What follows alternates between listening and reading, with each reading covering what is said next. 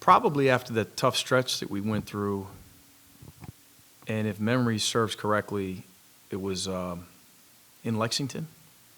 I think that was the first time where I thought we've turned the corner, we've overcome some adversity, we're fighting, we're playing really hard, we're connected more so than we were, heck, even before the tough stretch that we went through. So that was probably the time. Looking at Mississippi State and Josh Hubbard being one of the veterans in this league, just what stands out about his game and just the challenge on Saturday? Well, I watched the Auburn game where he had 9 threes in the first half, and I had at halftime of that game, watching it live on TV on my couch, I had major anxiety. He's just an explosive scorer. He makes hard shots look easy, and they get him open, and they've got other guys too that obviously allow him to play in space, and they go to him in a bunch of different actions. Talk about resilient, toughness, making shots through fatigue, and timely shots throughout his career. Really good guard in this league.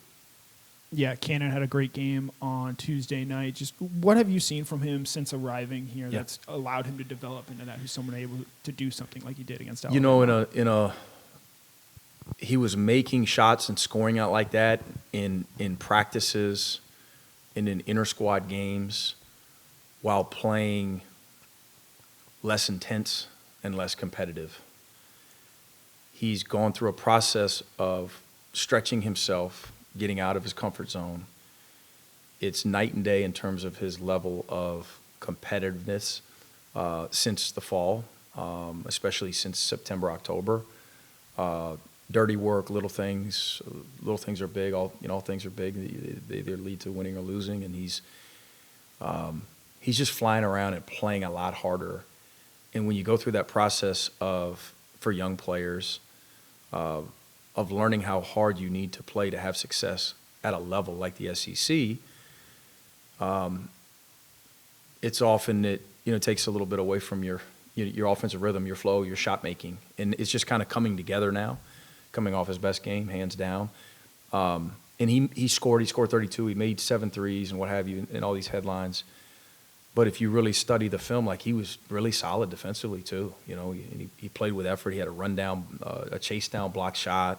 He's blocking out. He's defensive rebound. He's just gotten better and better. And then just to follow up, what can a game like that do for his confidence moving forward? Just as long as he stays the course. I mean, that was our thing today. Are we going to take a step backward today because of the positive headlines? Regardless of how many threes you make today, let's just get after it. And let's continue to work and improve. And he was good today. Coach, obviously you guys have won. I think you're 4-2 since Kareem Stagg moved into the starting lineup. Yeah. Just seeing him the other night be able to go out and attack the rim a little bit, hit a couple shots, and playing pretty well defensively. What's kind of your thoughts on where he is as far as how he's helped you guys from a starter's role, and then just how him and Cannon have been able to kind of flip-flop roles a little bit? Yeah. How that lineup has kind of I think we were talking about as a staff today that there's a few factors, I think, as to why we've played better over the last few. And Kareem Stagg being inserted into the lineup is a factor. Blue Canes he's played really well. Cannon's growth, of course. Within our lineup, probably a couple others that I'm forgetting right now. Smurf Millender, him playing more minutes, him being inserted into the lineup, and Jordan Ross is playing just as well, and probably just as many minutes, just not starting the game. But Kareem is really talented. His confidence levels have grown throughout the year. Made some big plays the other day, off the bounce. I want to say it was the game before, 2 games before at home, where he got off to a really good start shooting the basketball from 3. So he's a talented, well-rounded guy that'll just continue to improve. Loves ball, loves being in the gym, and he's fun to coach. If you guys win and get, I guess, maybe some help, you have a chance to get a bye in the SEC tournament. Mm-hmm. How does that factor into motivation for you guys? Yeah, I told our guys that, and a few other things as well. Just, we're playing for a lot of different reasons right now, and you can talk about that one or or other bullet points you could give your guys about number of wins and seeding and all that type stuff. But the one we finished with today in our pre-practice talk was just reaching your ceiling. Let's just continue to improve, and we've gotten better and better. And look at the result the other day, and again focused on some of the things we could have done a little bit better. Just like Bama could have done some things better too, but we could have as well, and that's what we're all trying to do. So if we continue to improve, good things will happen. And Saturday's another opportunity. SEC on the road, Mississippi State, NCAA tournaments, and high-level backcourt and shot blocking, and high-level defensive program, and so we got our hands full. We got to play well. You mentioned the other day that Cannon's growing into an older, mature sophomore. When's a moment that you recognize that?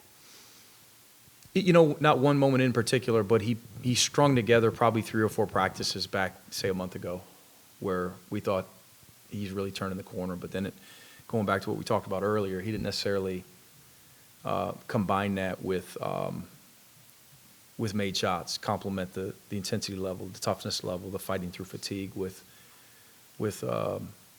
having a big-time offensive game.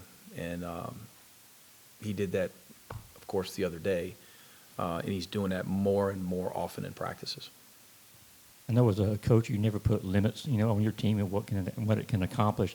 But when you talk about the ceiling, yeah. What do you feel the ceiling is for this team? Offensively, it'd be hard for us to play a lot better than we played the other day, but there were some probably 5 or 6 possessions I wish we could get back. That said, we're playing a lot of possessions. Defensively, we had 3 or 4 transition possessions in the second half that led to open threes. Probably 4, 2 made threes, 2 missed threes. They missed 4, thank goodness. But cleaning those things up, we had a few missed blockouts in the second half.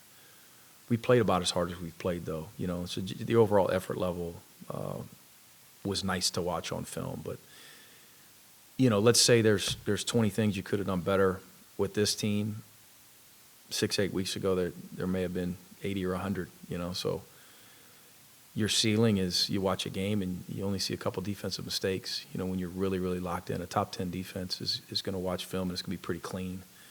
And offensively, whether you make shots or not, your spacing, your cutting, your sharing of the basketball, your decisions, your shot selection, your crashing the offensive glass, your safeties, that's what we do.